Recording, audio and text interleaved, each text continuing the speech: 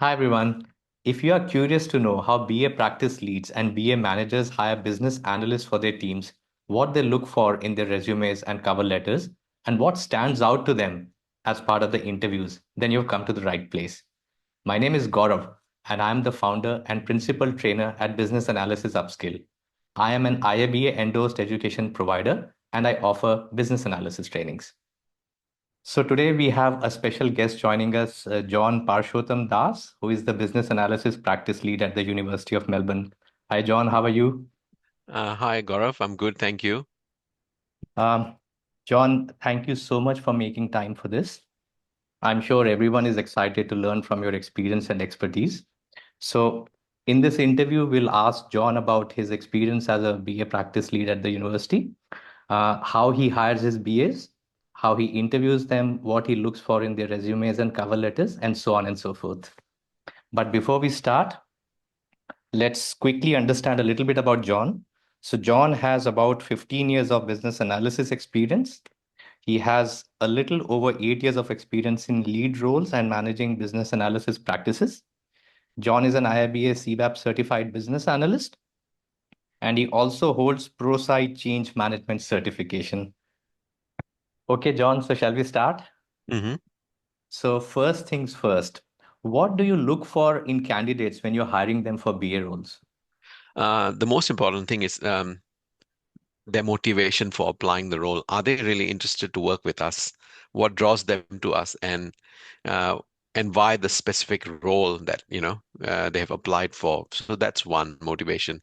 The other is actually their skills and capabilities in the BA space. And what's also important is their soft skills.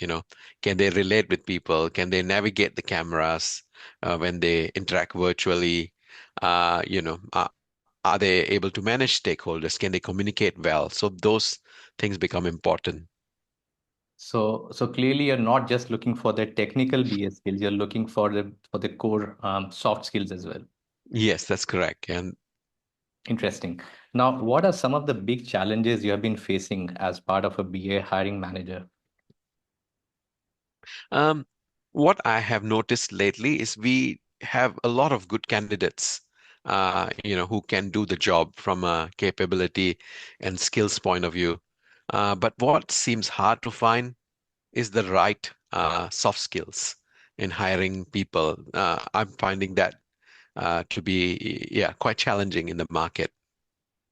So, John, I'm sure you would have come across many business analyst roles and profiles listed on Seek and other such portals asking for people with specific tools, technology background, or with specific industry knowledge.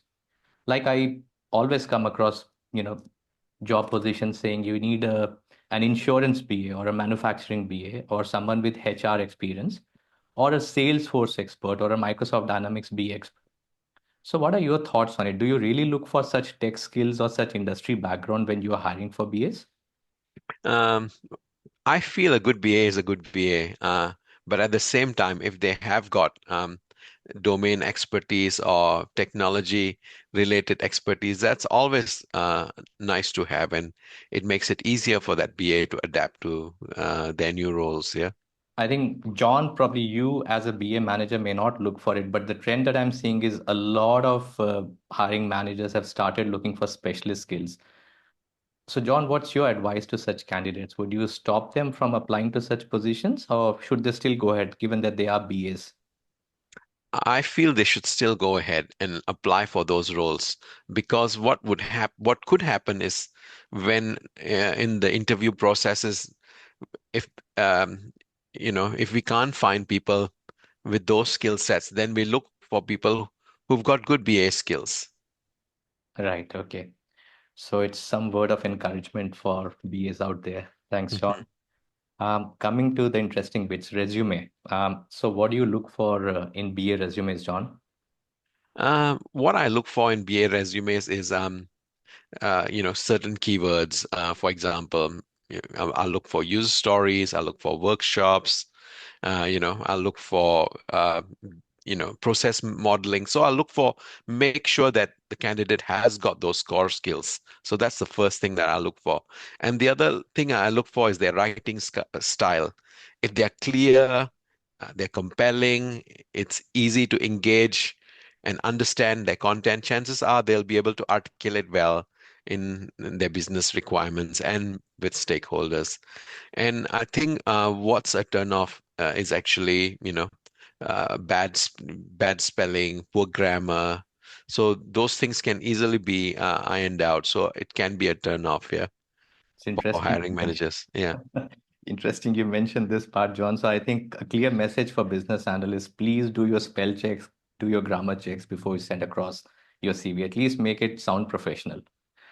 Now, with some BAs who generally go for BA certifications like IIBA certifications, ECBA, CCBA, CBAP, or even Agile certifications, how important do you think is certification for a BA when they're applying for a role?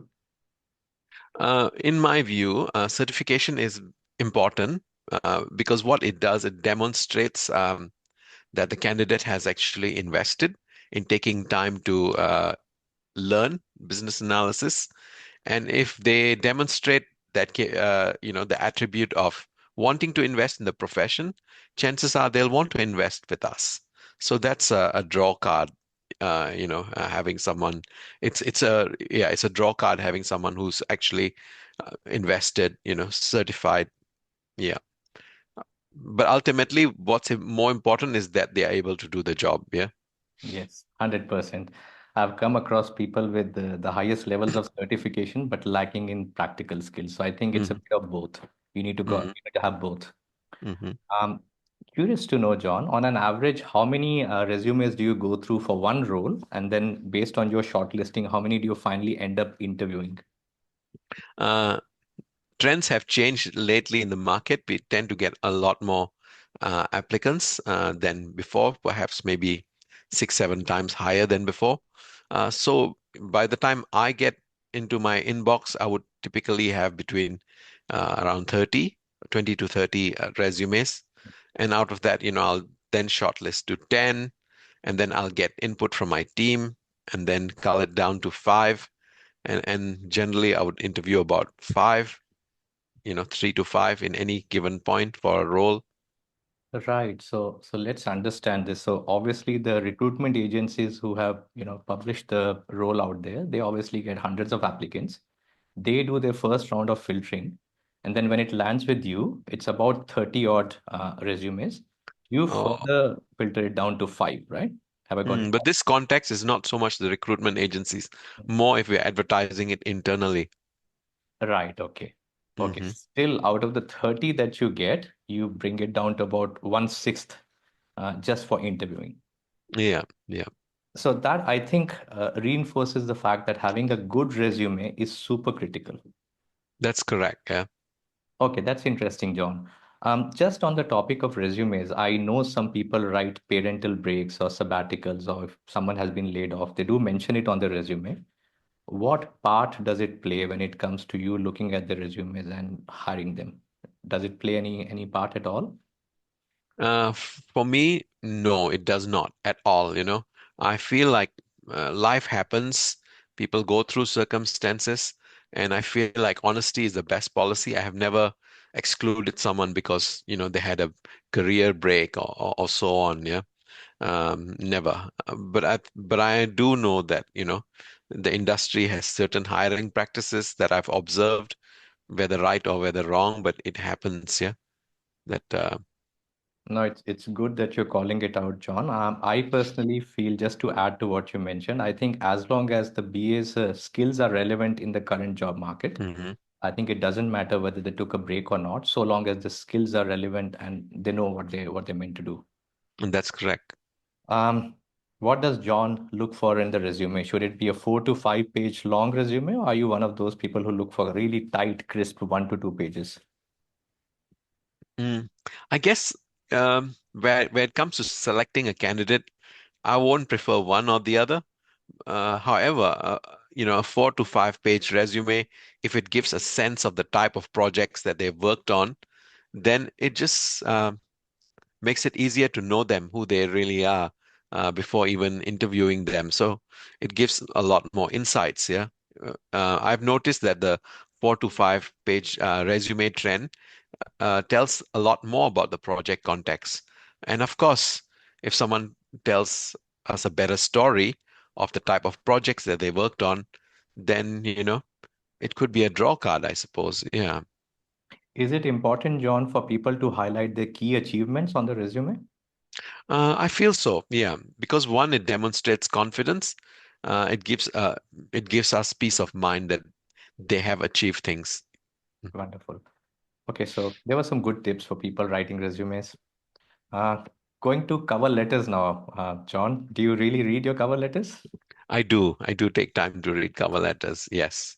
Right. And how important are cover letters, if you could share with our audience? Cover letters actually can be written in many ways, but I think a good cover letter will actually articulate, you know, how the candidate can actually meet our needs. And I think it's um, maybe the best description is what's your value proposition?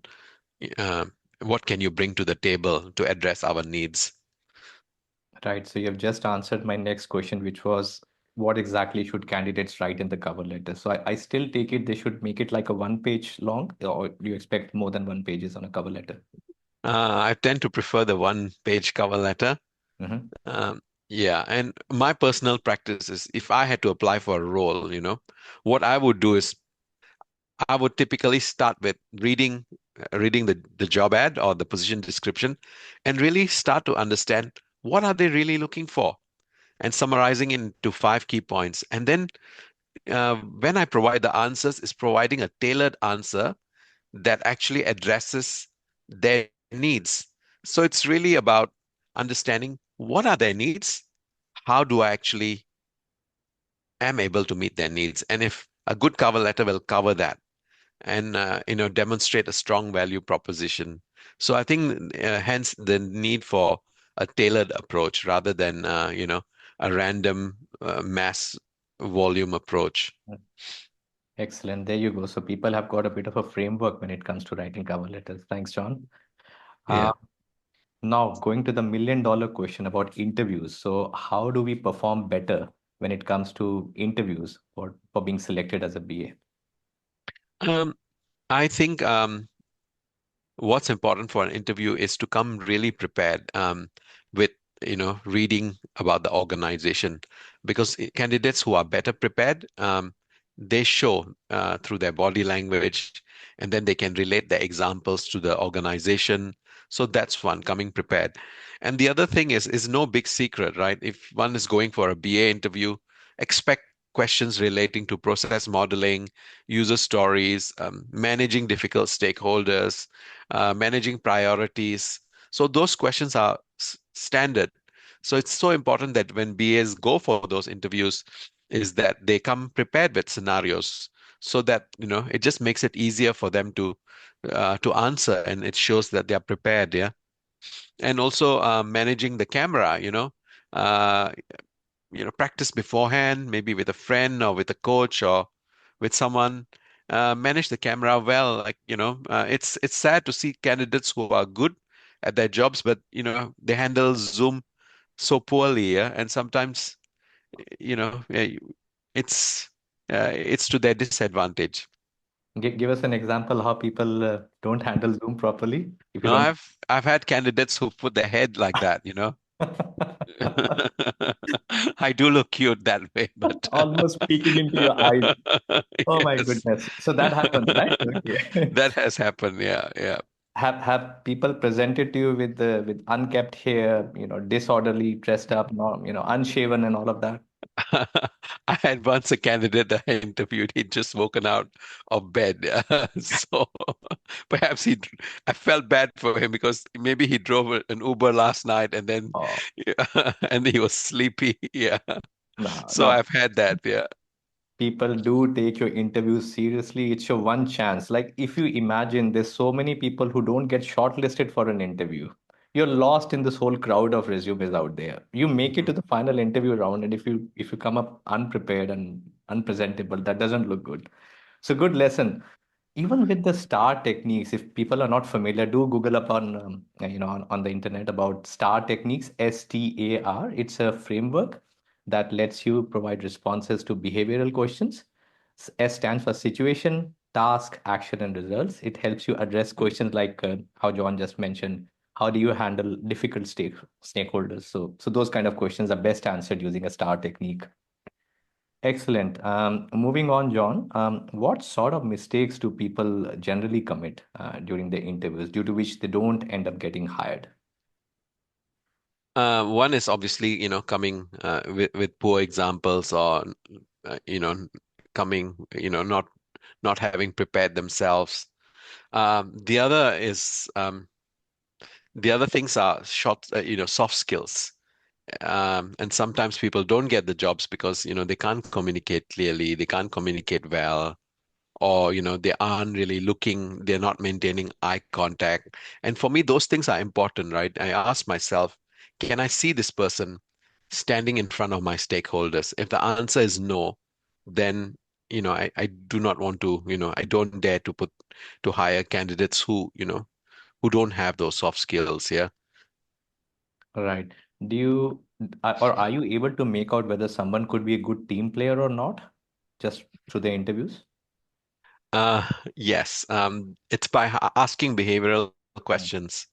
Yeah, an example of a behavioral question I often ask or sometimes ask is, tell us a time when you had a workmate or colleague who was going through difficulties in delivering their outcomes. And what did you do to support them, and how did it make you feel? So we get different responses to that answers, but those that are really helpful, you can actually tell in through their body language that when they helped someone, they felt excited, they felt happy. And sometimes I ask follow-up questions. So what made you do that? What, mm. and others would say, oh, my boss told me. And then, okay, your boss told you, that's why you did it. But if someone says, oh, it makes me happy to help someone, then, it reinforces the message that they are team players. And how you know whether someone is a team player is when they want to support one another. I think that's the proof of the pudding. Yeah. So I do ask that question. Excellent, John. Now, curious to know, John, when you are interviewing BAs, what percentage of your questions are behavioral ones, the soft skill ones, and how much of it is pure technical BA questions? So I tend to have a mix, right? I mean, I'll have, typically 6 questions, 5 or 6 questions. Out of this, maybe three would be more BA focused questions like user stories, process models, and so on. But 2 questions are really maybe, people skills and stakeholder management and communication. So yeah, so it's kind of maybe 60-40, 60 towards the core skills, 40 towards the soft skills. Right. And how long generally do your interview sessions last? Our interview sessions generally last 1 hour, because we want to really take our time to assess the candidates. We've got one chance to do it, Mm. so we want to do it well. But at the same time, right, we want to respect our candidates. They have invested their time, they have invested their energy. So we want them to get the chance to ask as many questions as they want, to feel that they are valued, to feel heard, So that's important, especially our university, we value our people, value, we respect others. So we want to provide that due respect to our candidates as well. No, that makes sense. And John, just further going down into those technical BA questions that you just mentioned, should BAs be prepared with simple questions like, what's a use case or why would you use a process model over use case, or you go into the nitty-gritties of really understanding whether they have the practical knowledge of it or not, or have they just mugged it up? They just looked it up on YouTube. So I would not ask anyone, tell me, what are the elements of a user story. I would not, because I've read their resume. But I would ask questions that are more scenario based. For example, it would be, tell us a time when you were, tasked to articulate the business needs of a project. What was the process you went through, and what were the outcomes you delivered. And so I would ask a question in that format. But then uh, I would then ask follow-up questions if I wasn't clear, like, whether they understood the concept or understood the needs. Yeah. Right. So basically, your questions sort of make sure that they understand the practical elements and they're not just making things up. You sort of Yeah. filter that part out. That's correct. Yeah. And it's easy with behavior questions to, to gauge that. Yeah. You're right. Okay. Now coming over to some different kinds of questions now. In order to develop one's BA knowledge, how important do you think they should be undergoing trainings with BA certification bodies or with BA professional training bodies? Is BA professional training something of importance, and how much of value do you give it? I think it's really important to actually, I mean, I myself take time to invest in my own skill development, so it is important. And I think getting trained up and going for courses provides the opportunity, one, to network with people and to learn in a classroom type of environment or virtual environment, and learn in a more practical sense. For example, case studies, applications and scenarios. I think that's important because studying theory and not being able to apply is also not all that helpful, I think. 100%. Looks like we're coming towards the end of the session. So before we wrap up, I would just like to know what are your final tips and advice for people looking for work in the current job market? I know it's a very tough situation out there, and many people I have come across are still jobless. They're still hunting for BA roles. Yeah. What are your final tips and advice for such people?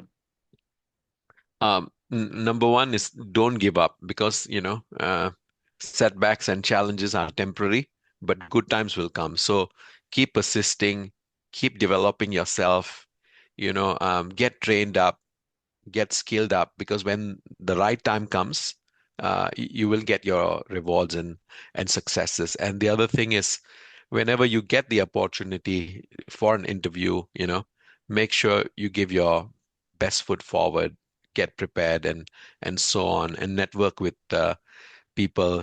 Go for your IIBA events, get to know people. Uh, treat recruiters with a lot of love and respect. Yeah, Wonderful. And just to add to what John just mentioned, patience and perseverance is the key here. It's a tough market out there. We don't know what's going to pan out now, but it takes a lot of effort to be patient and survive. But then nature rewards you. And if John, if you permit me, I could just share an example from my own case. Uh, yeah. Many years ago, when I was a relatively new business analyst, I was jobless for about 3 to 4 months. I had given my best. I had tried every possible opportunity, but I was just sheer unlucky. I was not getting any calls for any interviews. I got fed up with this whole process. And one night I just told my wife, I said, let's go to Bali, let's enjoy, relax. I want to take my mind off all these B applications. Guess what happened? My second day in Bali on a holiday trip, I get a call for an interview. I get interviewed in Bali. And the first thing I know is before I come back to Melbourne, I had a BA job in my hand. So, by the way, I'm not suggesting you should go to Bali if you're not getting a job. But the point is be patient and you never know when something good happens to you. Excellent. Thank you, John. I think that's all I had for you today.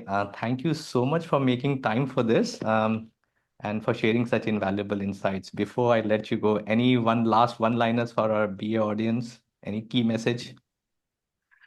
Just continue doing what you're doing, and don't give up hope, because there is a better tomorrow. I know the market's tough, but opportunities will come, and they will come at the right time. So keep pressing on. Thank you so much, John. Thank you so much for your time. Um, Thanks everyone for tuning in. Bye. Yeah, bye. I hope you like this interview. If you have any questions, suggestions, or thoughts, please leave them in the comments box below. And if you really enjoyed this session, then please do remember to like, share, and subscribe to the channel for more such interviews in future and more business analysis resources. I wish you the very best in your business analysis journey. Bye for now.